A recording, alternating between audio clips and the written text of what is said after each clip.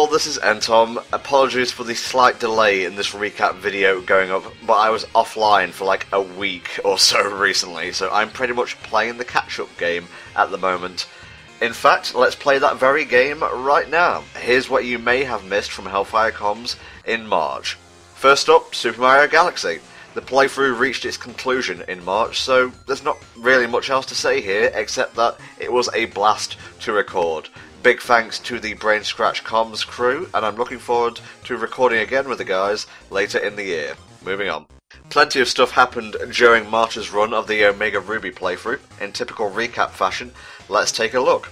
In March, we met up with Steven, who gave us some really doofy looking glasses to let us see invisible things like Kecleon and such, beat Winona in the 4-Tree City gym and claimed the Feather Badge, travelled to Lily Cove City, had another battle with May and took in the sights of the coastal place, trekked up Mount Pyre and took down Team Magma, who took the Red Orb before escaping, infiltrated the Magma base, which was just off the coast of Lily Cove, and confronted the Magma admin Courtney, travelled east to Moss Deep City and had a look around the Space Centre. It was kinda dull.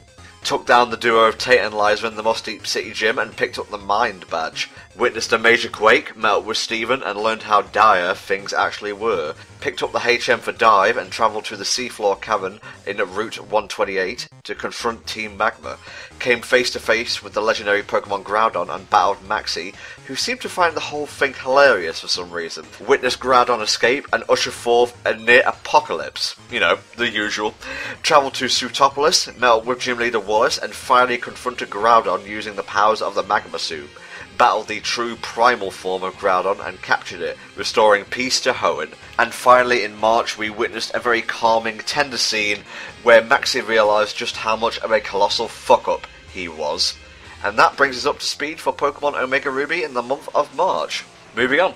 March's mini playthrough was a complete run of Chex Quest, this weird serial-based first-person shooter from Helldragon's childhood, and I'm sure a lot of your childhoods as well. I got nothing here. It was a nice change of pace, I guess, and you can find it, as with everything else in the video description. Enjoy the serial-based madness. This next playthrough technically started in March, so I'd be remiss if I left it out of this recap. Mexican-based Monkey and I returned to the Legend of Zelda scene with my favourite of the 2D games, Link's Awakening DX. This one's nowhere near as long as Twilight Princess, and it will be complete by the time the next recap video rolls around, and it updates every Monday and Wednesday morning and Friday afternoon, so I hope you enjoy it. Moving on to solo playthroughs and the like. Rich's Bayonetta 2 playthrough continued to drop the facts and deliver the 60 FPS goodness, and March brought a fair few new parts to the table. If you're skipping this one for whatever reason, consider giving it a look. It's a great way to pass the time. Sadly, the next few updates are not entirely positive, but there are a few bright spots here and there, so please bear with me.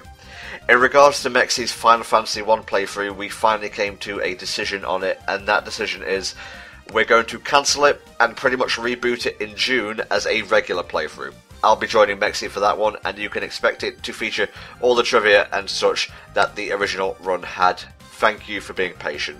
Helldragon's JoJo run was absent in March due to him being extremely busy, but I have it on good authority from the dragon himself that he'll be making time for it in April, so if you're waiting for that, now you know what to expect. Much like with Final Fantasy, thank you for being patient. We apologise for the delay.